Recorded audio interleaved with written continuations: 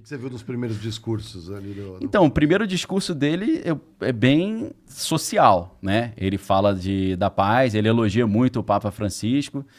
Ele coloca um discurso verbal tentando continuar o legado da humildade do Papa Francisco. A continuidade do que estava sendo feito. Só que o Papa Francisco, ele optava por usar aquela roupa branca e o sapato preto, né? Ele não usou o sapato vermelho, ele ficou com o sapato preto dos jesuítas, né? Mantendo ocultamente a sua lealdade à Companhia de Jesus. Agora, o Prevost chega lá na inauguração, lá, né? Falando, vou continuar o legado do Francisco, mas ele tá usando a mesma estola sacerdotal que o Bento XVI usava. Sim. Você fala, pô, não tô entendendo qual é desse cara. Que tem mais pompa. A boca dele tá fazendo médicos progressistas, o visual dele tá fazendo médicos conservadores. Você pegou isso, né? Que legal. Esse cara é carioca, não é possível. Esse cara é entendeu?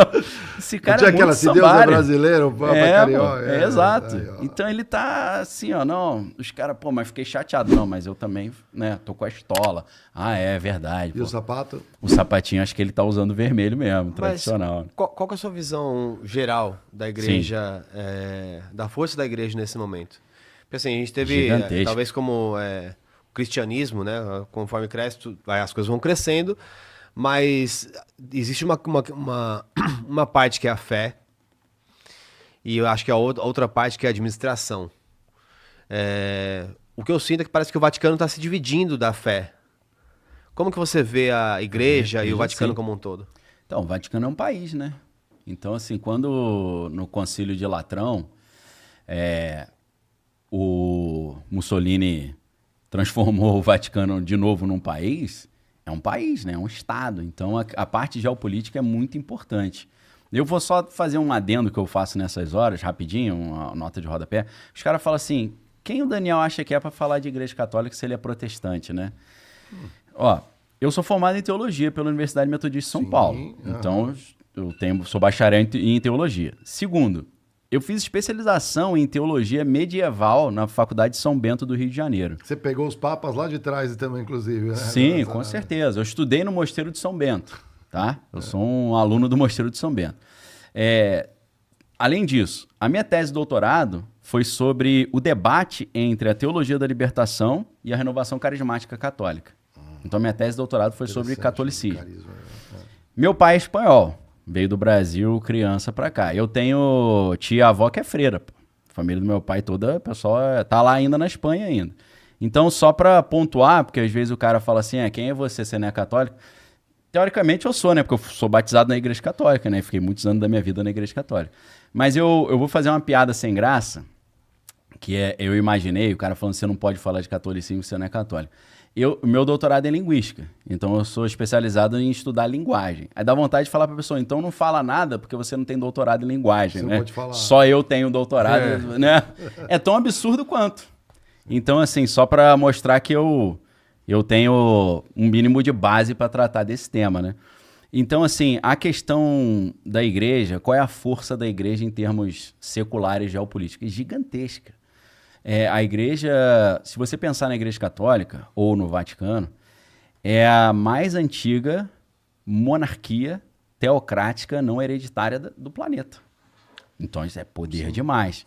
Os caras gerem, só o IOR, que é o Banco do Vaticano, gere bilhões e bilhões de euros lá. A gente não sabe exatamente qual é o patrimônio sob gestão, porque não há uma transparência total. Porque a fé coexiste com os estados, no fundo. Então as pessoas parte da população de vários países estão ali, né? Sim. Inseridas. Então, a maior religião do mundo. Tem 2 bilhões de membros, né? Uma porcentagem enorme da população global. Eles influenciam a questão dos acordos de Paris sobre a questão da questão ambiental. Tiveram grande influência. Então, eles têm uma influência em todas as áreas. E, por causa disso, existe o interesse das potências atuais de influenciar o destino do Vaticano também. Porque eles sabem que o Vaticano pode ser usado para reforçar uma visão de mundo ou outra, né? E é isso que eu acho. Assim, acho que entre todas as religiões e as suas administrações... Sim. A católica é a que tem mais... Centralizada também, né? Não, é a que tem mais relação com as organizações modernas que a gente conhece.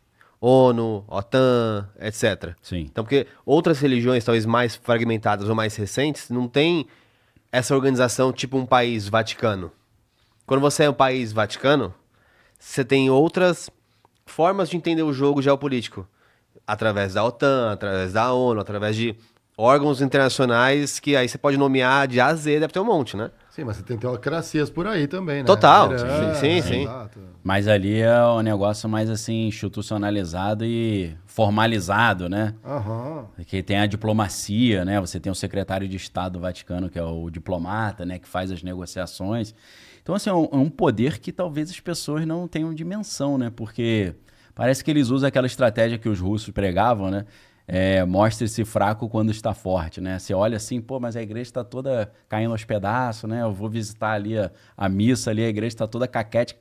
Eles gostam de não transparecer muita riqueza, mas é um negócio que é uma fortuna que talvez seja uma das maiores fortunas do planeta Terra, né? Talvez nem a contribuição tanto da América Latina, né? Porque está aos nossos olhos, né? Sim. Seja mais relevante para o todo, né? Da igreja, né? Agora, secularmente a Europa. Todas as grandes religiões são infiltradas por sistemas de inteligência que querem usar as religiões para fazer avançar certas visões de mundo, né? Porque se o líder religioso fala uma coisa e as ovelhas concordam e seguem, se você consegue cooptar esse cara, você consegue cooptar as massas todas, né?